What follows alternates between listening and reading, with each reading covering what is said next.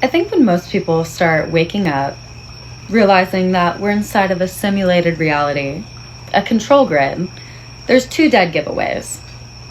The 9 to 5 BS that is so irregular for our natural state sucks the soul and the life force out of us, which is exactly what they want.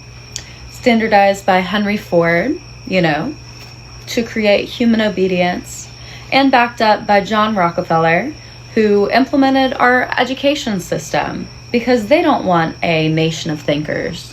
They want a nation of workers. And pharmaceuticals. Because what better way to keep people looped in pain and suffering that they can profit off of than to push oil-based medications that keep people sicker and more dependent on the same system that's poisoning them. Get rid of all the herbal medicine schools and burn all the healers, burn all the intuitives, burn all the witches.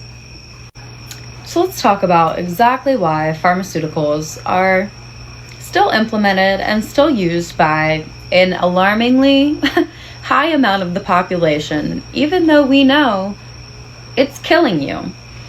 Before the system took control, medicine was a sacred and intuitive practice. Healing came from the earth, from herbs, energy, breath, and ritual. It was holistic, honoring both the body and soul. When pharmaceuticals replaced this, healing was substituted with management. Illness became profitable, and instead of restoring the connection between soul and body, modern medicine began severing it. Pharmaceuticals were never designed to liberate the spirit, they were designed to suppress it. These synthetic interventions function as energetic dampeners, severing communication between higher awareness and the physical form. Antidepressants often blunt emotional sensitivity, dulling the signals the soul sends during periods of transition or awakening. ADHD medications enforce cognitive compliance within artificial constructs, like school or corporate environments, while erasing intuitive drift and soul-led thought. Antipsychotics are frequently used to suppress multidimensional perception, especially in children and awakening adults who are beginning to see or sense outside of the physical layer. Hormonal birth control and interventions can disconnect women from their womb intelligence, affecting intuition, cycles, and feminine energetics. Painkillers, especially opioids, mute the body's stored trauma, preventing karmic release and full soul integration. The system equates relief with disconnection. This is not true healing, it is spiritual silencing. The pharmaceutical model mimics the structure of alchemy, but without soul or source. Its goal is not to transmute pain into power, but to chemically control the human experience. True medicine is organic, plant-based, and aligned with the rhythms of nature. Synthetic medicine is lab-created, frequency-disruptive, and intentionally disempowering. Organic healing reconnects a person to source and their soul mission.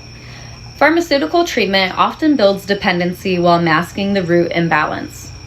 Natural cycles are honored in organic medicine. Synthetic medicine overrides them. What is called a side effect is often a byproduct of intentional interference, a method of ensuring the patient becomes dependent on the system. The system rebrands awakening symptoms as disorders. Depression often signals stagnation, soul loss, or energetic mourning. Anxiety is frequently a sign of timeline misalignment or pressure from suppressed truth. Mania can be the result of frequency spikes during channeling or rapid remembrance. Psychosis may be misunderstood multidimensional perception or past life bleed-through. Rather than guiding individuals through these initiations, the system diagnoses and medicates them, not to heal, but to suppress the process. You are not malfunctioning, you are evolving, and that evolution is framed as danger by a system that fears the fully awakened soul. The modern pharmaceutical industry is a tool of spiritual warfare. Its goals are not restoration, but regulation and revenue. It is financially tied to global systems of insurance, governance, incarnation, and education. It sustains the concept of illness as permanent. It reinforces identity structures that define people by their conditions. It is used in schools, prisons, hospitals, and militaries to manage non-compliant or high-frequency individuals.